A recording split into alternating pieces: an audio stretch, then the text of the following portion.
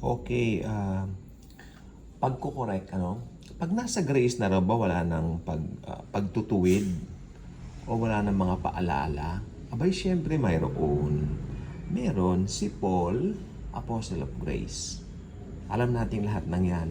Pero meron siyang mga epistles na binabanggit doon yung mga tulad niyan, obeying your parents, di ba? Magmahalan kayo lagi, magpatawaran kayo lagi. Ayan, no? Tapos, kung meron kang amo na mananampalataya, maging mabuti ka dun sa amo mo. May mga instruction siya. Pero hindi, makinig mo mabuti, hindi po niya tayo, kumbaga yung parang tinatakot of doing these things. He was just reminding all of us na may bago na tayong nature. At yung bago nating nature nagbubunga ng mabubuting gawa. Yung mabubuting gawa, bunga, hindi po siya root para maligtas, no? Kasi sabi ng iba, yung mabubuting gawa raw, ito raw ay nagbubunga ng kaligtasan. No, ang kaligtasan natin ang Panginoong Hesukristo lang. Pero ito, mga instruction niya sa atin ay bunga ng pagiging Kristiyano natin. Bunga ng pagiging naririto ni Jesus sa ating mga puso. Tingnan niyo ito. Oh. Children, obey your parents in the Lord, for this is right. That's simple. Bakit? Tama ba na labanan mo ang mama mo, papa mo? Tama ba na murahin mo sila?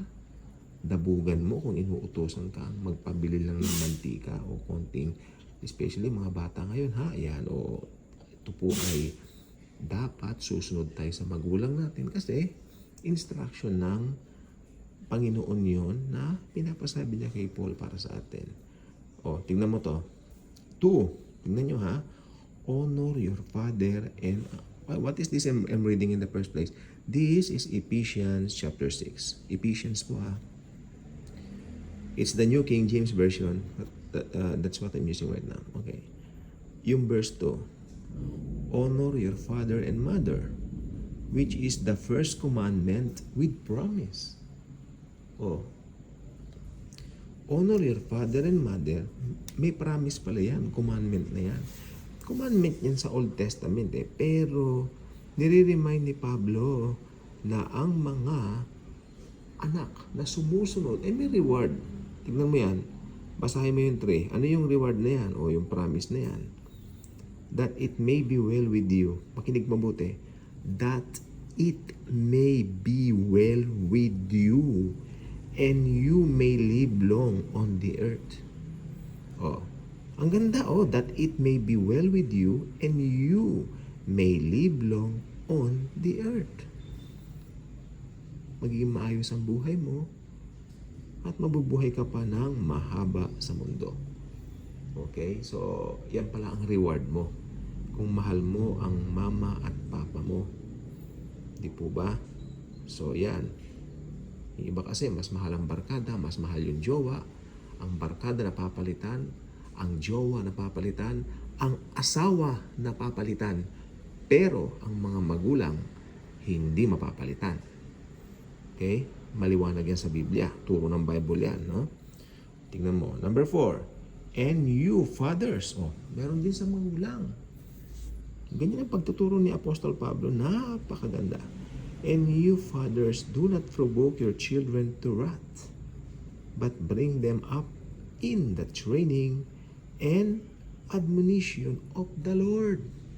Ibig sabihin, lagi mong i-remind yung pag-ibig ng Panginoong Hesukristo sa kanila. Amen.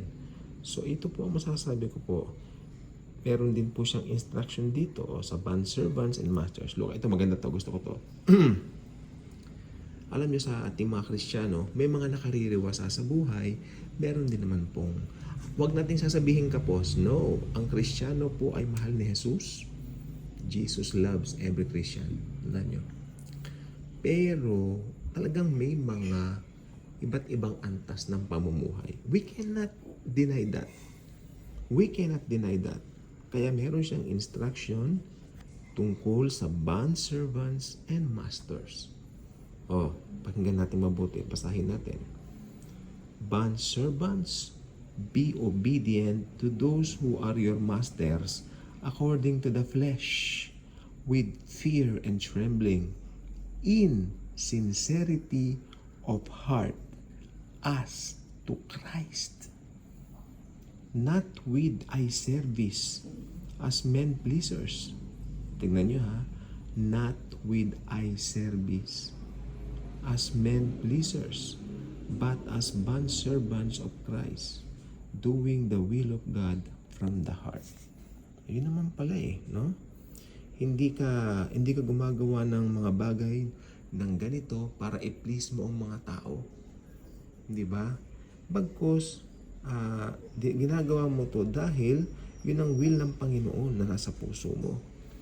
With good will, doing service as to the Lord and not to men. O halimbawa, meron kang amo sa trabaho mo, kapwa mananampalataya mo siya, o yan, mas maganda yun. Diba?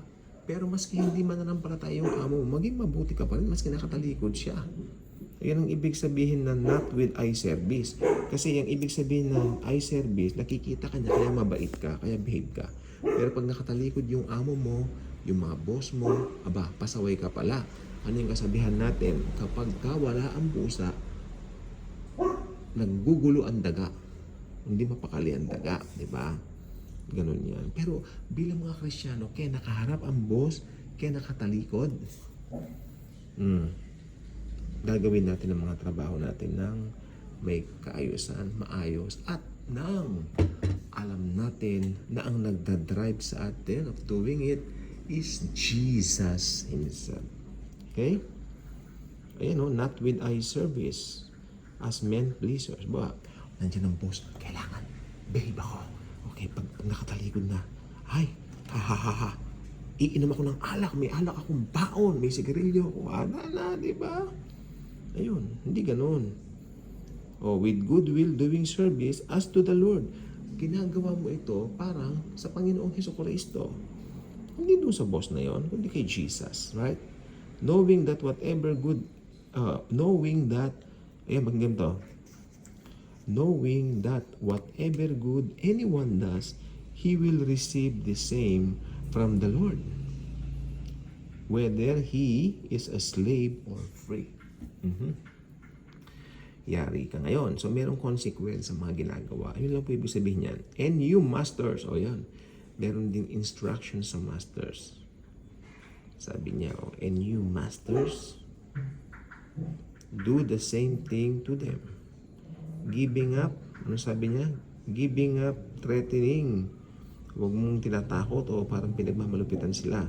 Knowing that your own master also is in heaven, and there is no partiality with Him.